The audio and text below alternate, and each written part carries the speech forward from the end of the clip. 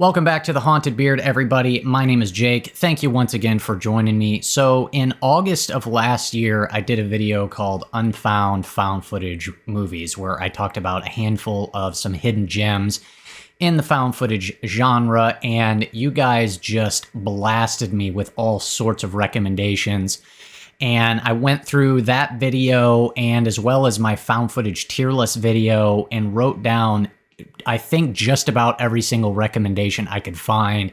And so for the last couple weeks, I've been going through some of those recommendations, still have a bunch more to watch, but wanted to give you some more hidden gem recommendations, as I think really all four of these that I'm getting ready to talk about would qualify and are definitely lesser known within the found footage genre. So without further ado, here are some more found footage hidden gems. Let's do it.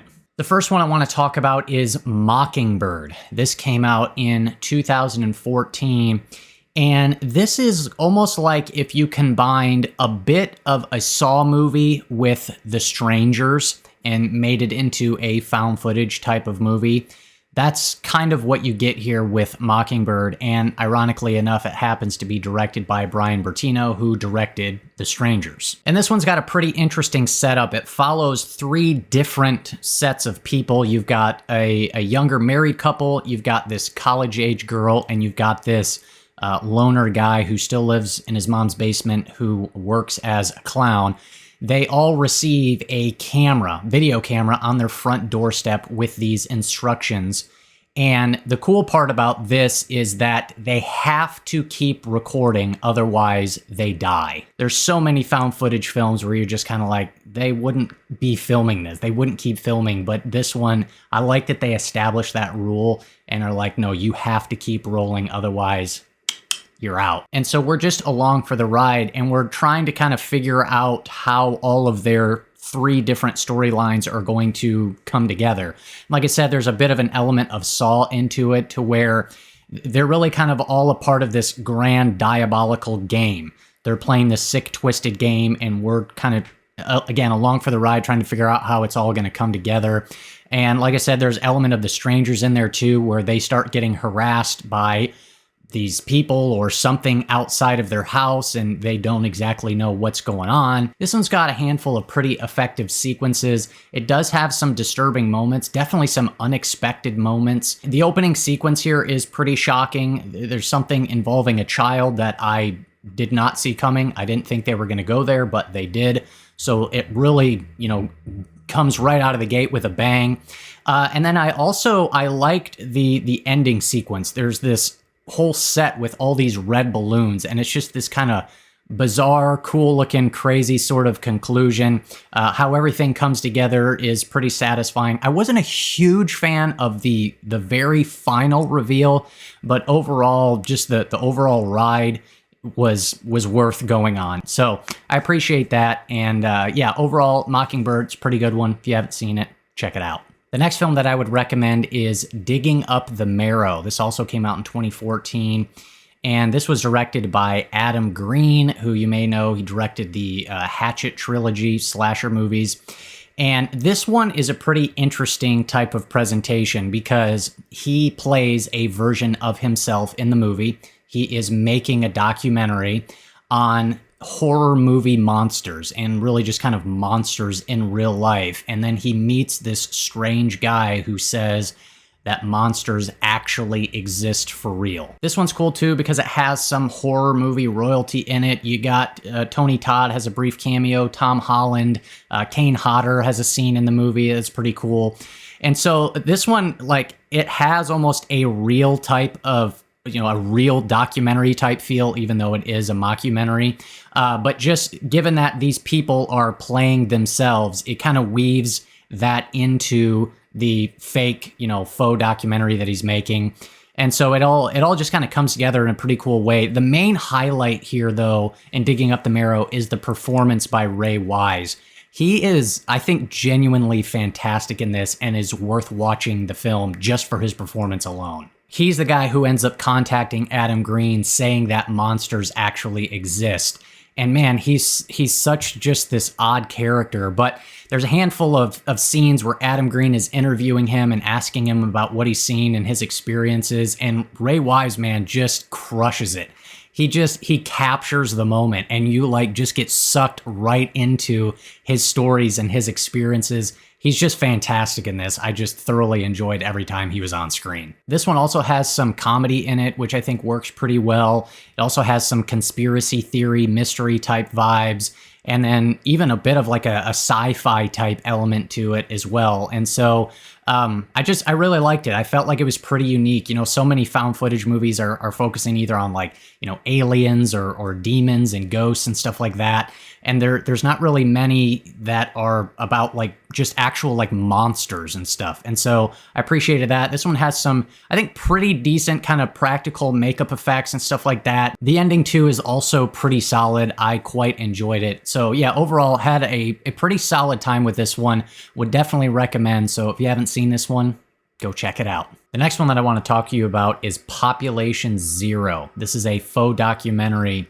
And the story here involves three young guys. They're all friends, and they go on this trip to Yellowstone National Park, and they are all brutally murdered. And then what happens after that is pretty crazy. And this one I'm going to keep pretty vague because I don't want to give away any of the reveals. But what you find out like right after that is the killer immediately turns himself in, says that he's guilty, shows no remorse whatsoever for the crimes, and then some crazy stuff happens. And part of what makes Population Zero so good is how real it feels.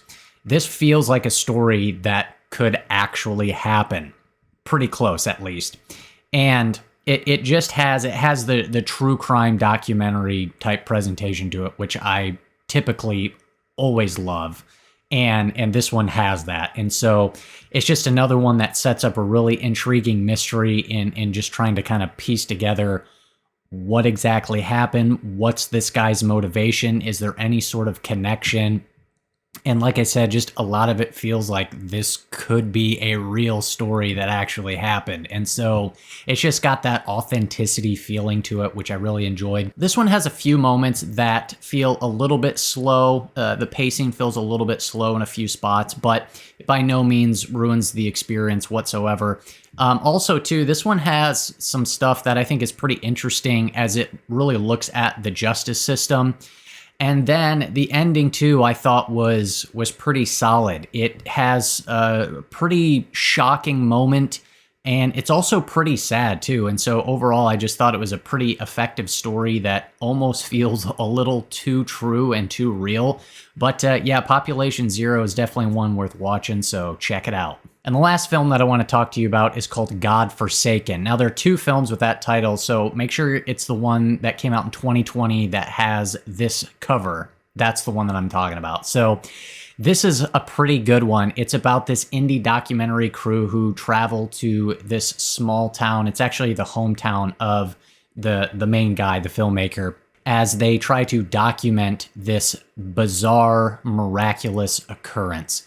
And this one is quite a bit of fun. I'm a bit of a sucker, not only obviously for found footage, but I like religious horror as well.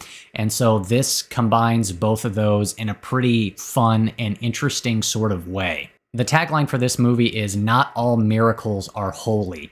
And so there is this miraculous event, but it comes with some pretty wicked and evil consequences to it. But this one, I actually kind of found a little bit thought-provoking in a handful of moments where, especially, I guess, if you maybe believe in the supernatural or believe in miracles or, you know, are religious at all, and maybe even not. But this one I thought kind of had just some interesting ideas and themes that made it a bit thought-provoking, that definitely elevated it above just sort of a surface level type of a movie. And I just like that religious horror stuff. And this one kind of touches on some of those themes like, you know, what if everything you believed in was wrong? What if everything you thought you knew was a total lie? And what you thought was good and right is actually evil and all that stuff. And this movie kind of plays into that. Now, I'll be totally honest and say that there are a few sequences in this one that play into the very familiar found footage issues that a lot of times people have. There's definitely a handful of moments where the shaky cam gets a little over the top, and there's a few sequences where you definitely are like, okay, they would not be filming this anymore. They would ditch the camera and just run. However, the movie that surrounds some of those issues, I think, is still really solid. And for me, I was able to pretty easily kind of overlook some of those issues. They didn't really bother me all that much. And that's just because everything else that the movie does, it does quite well and is pretty effective. Some of the acting performances here are like shockingly good. The main documentarian guy, his mom is in the movie, and she plays a priest at the local church in town. And some of what happens to her and just her reaction and her performance to it all is like really impressive.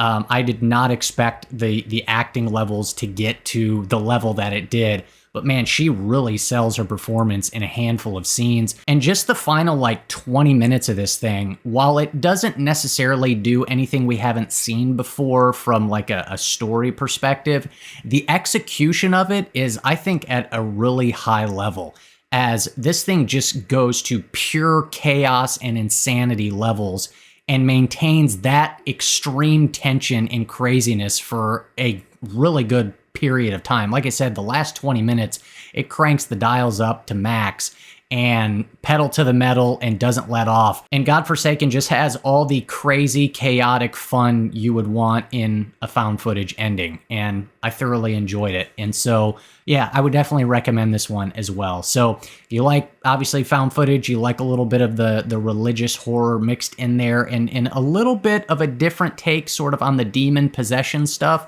definitely check out Godforsaken. I think it's pretty solid. So anyways, those are a handful of some more found footage hidden gems that I would definitely recommend you checking out. I still have a handful of your guys' recommendations to get through, so I fully expect to be doing like a volume 3, 4, and 5 for found footage hidden gems. So keep the recommendations coming. I'm keeping a list of them and making my way through them. So anyways, hit me up down below. Let me know your more recommendations. Let me know if you've seen any of these and what your thoughts were on them. I would love to hear from you. So that is all I got. Thank you once again for watching. And finally, if you got something out of this video, go ahead and do me a favor and do not click that subscribe button unless you want to be haunted by the beard.